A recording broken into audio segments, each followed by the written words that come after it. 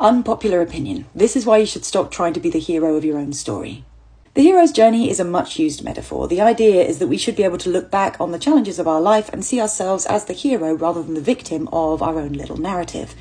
This can be an extremely powerful idea, but as a therapist, I've always felt just a little uneasy about the hero archetype. Here's why.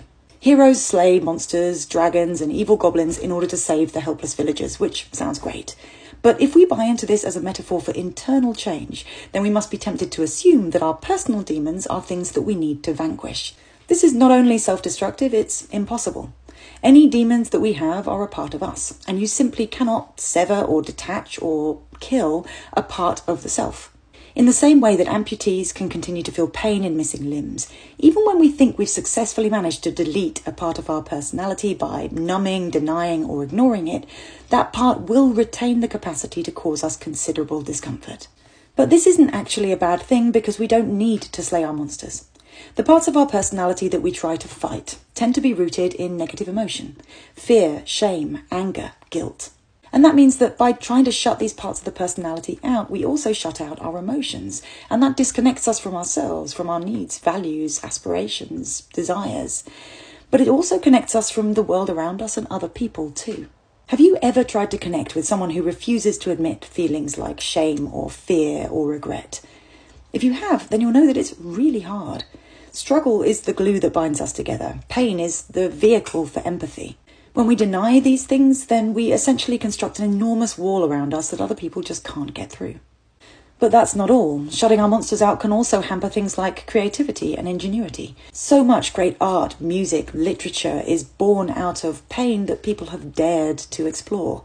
And what's more, it's only by engaging with discomfort that we can truly come up with solutions to that discomfort that not only us but other people can use.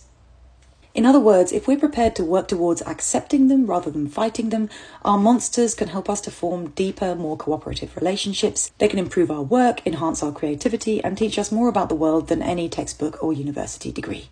So heroic slaying just isn't a good strategy. But just because we aren't going to take on the role of hero doesn't mean that we have to submit to the role of victim. There is another way. Surely a better archetypal opposite for the victim is not the hero, but the author.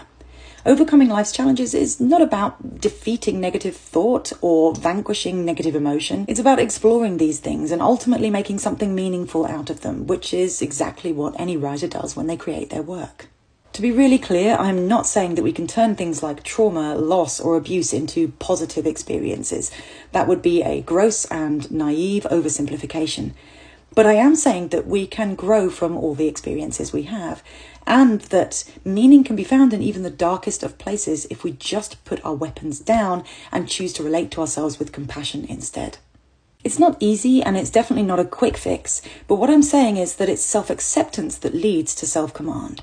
Not self-criticism, not self-discipline, and definitely not self-punishment.